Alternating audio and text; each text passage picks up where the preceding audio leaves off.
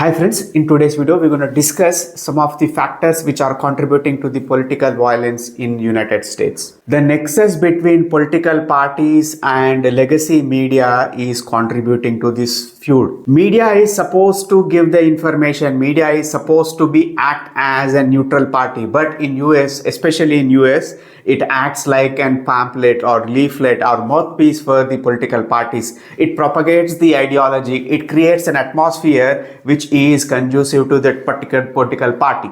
Generally, political parties do supply these toolkits to the different media outlets and they just toe the line. For example, if you observe the Democratic Party's toolkit, they are prominently using a word joy. Sometimes they are using the word weird to address the VP candidate. In some of the instances, they are using the word threat to democracy, in a way insinuating it to the Donald Trump. So these political parties, media outlets, big tech companies, big pharma cartel and military industrial complex are causing this animosity in the society. Why we are discussing this issue? Because a second failed assassination attempt on Donald Trump, which is the outcome, which is the output of this growing animosity in the US political arena. The suspect was able to reach Donald Trump 450 meters and he did had the clear line of sight and he could have taken the shot. But luckily, one of the Secret Service agents spotted the barrel head and he was able to apprehend the shooter, whose name is Ryan Wesley. The suspect is an ardent supporter of Ukrainian cause. In fact, he went to Ukraine to support the military operations. The suspect was so invested in his cause that he planned and tried to recruit soldiers for the Ukrainian cause. Generally, we associate these lone wolf acts or lone wolf attacks with some terrorist organizations. If a person acts on his own, we tend to dig deep and try to understand the veracity and the reasons for the person's act. Who are his handlers? Where did he got brainwashed? Or where did it got radicalized? What was the medium? Whether it was over internet, whether somebody handler was there near his vicinity. From where did he receive funds? From where did he receive the support? Where did he receive the ammunition? Whether he was acting alone or any support system was there in place to help that person. But when it comes to the political violence, we could see that the political parties and politicians itself are causing the trouble and creating these deranged individuals who could act upon their emotions. Let's see how this legacy media supports and toes the lines of political parties. For example, Democratic Party has strong alliance with New York Times, CNN. They always seem to be peddling the same verbatim, same vocabulary, same sort of ideology that was given by the Democratic Party. You would often see them calling Donald Trump as the dictator, who is friends with the dictators, who is a threat to the democracy. Exact words which are used by the Democratic Party. Let's see the second debate hosted by the ABC, which is clearly biased towards Kamala Harris. It seemed like 3 against 1. That's the reason most of the politicians might not be liking or might not in favor of giving interviews or participating in debates with the media which is supporting the other political party. If you pay close attention, if you really want to demonize someone in US politics, simply associate that person with Russians.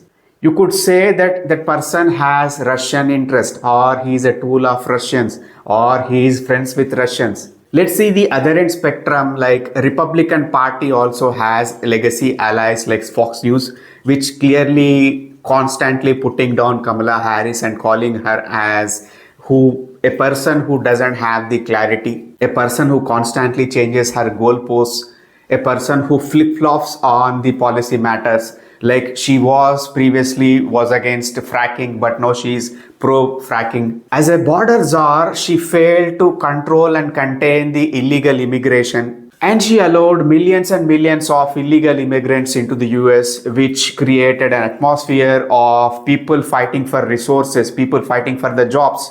Due to it, a significant amount of US citizens lost their jobs because these illegal immigrants were ready to work for a few bucks. This is the narrative of Fox News channel. And you would see that these people calling her as comrade or communist or socialist, a person who is pro-LGBTQ cause, and who dwells and feels great joy in supporting the gender affirmation care or gender affirmation surgeries. where innocent children who are under 18 years of age, without the parents' consent, if they feel or if they are going through gender identity issue, the government will support and the government will take care of the surgeries or puberty blockers or the medical procedures which might render them as infertile or which might render them as barren individuals, because once they are put into this hormonal therapy and puberty blockers, the girls cannot have menstruation cycle. They will end up as trans man. They will never gonna experience orgasm in their life because their genitals are mutilated or chopped off or castricized. Obviously, when you see such rhetoric, you're gonna come to a conclusion that she is pro-liberal and pro-communist, pro-Marxist ideology person, and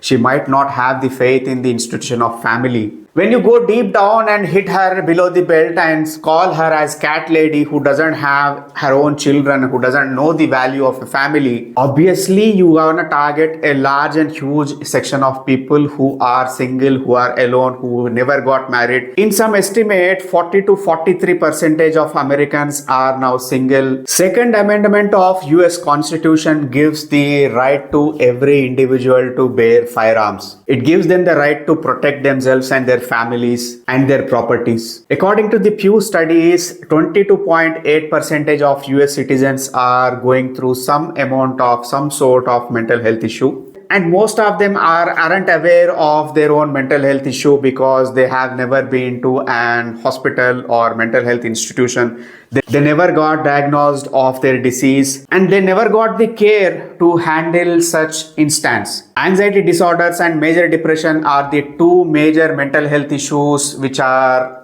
great concern for the US. Now add to it loneliness, growing number of mental health issues, joblessness, growing number of illegal immigrants entering into your country and taking away your jobs, and growing restlessness and growing inflation.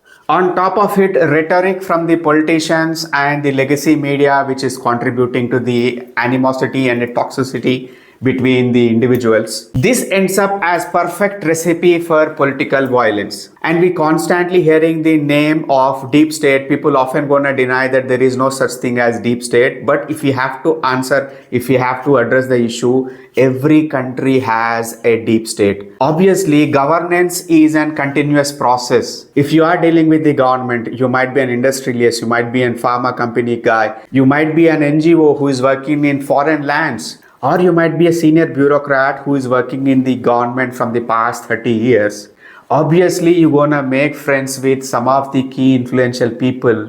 At the end of the day, if you really want to assert your value, if you really want to make a change, if you want to bring a change, you would end up with organizations and people and systems who does have a common logic or ideology. You see that the deep state works and thrives on the lobbyists once upon a time who were politicians, part-time politicians, full-time lobbyists who are working to favor the military industrial complex or pharmaceutical cartels, or who in bed with the big tech giants who are constantly trying to propagate and influence the public perception. As we come close to the last day of US elections, this rhetoric is going to be increased. It is going to grow out of proportion. Till now, this ecosystem is working under the radar, but once we are heading towards the final day of US elections, it is going to come out of its rabbit hole. It is going to spread its tentacles to exert its influence on the media, political parties, and it might result in more and more political violence also. As Indian citizens, we should take a cue from the Western world and we should reduce this rhetoric and toxicity between different political parties and politicians. Media also should work on itself and at least try to curtail some element of biased rhetoric and just blindly towing the line of political parties and politicians. As in citizens, we need to be aware and understand the tactics of political parties and media outlets. Then only we can take an informed decision. Until next time, this is Gautam signing off.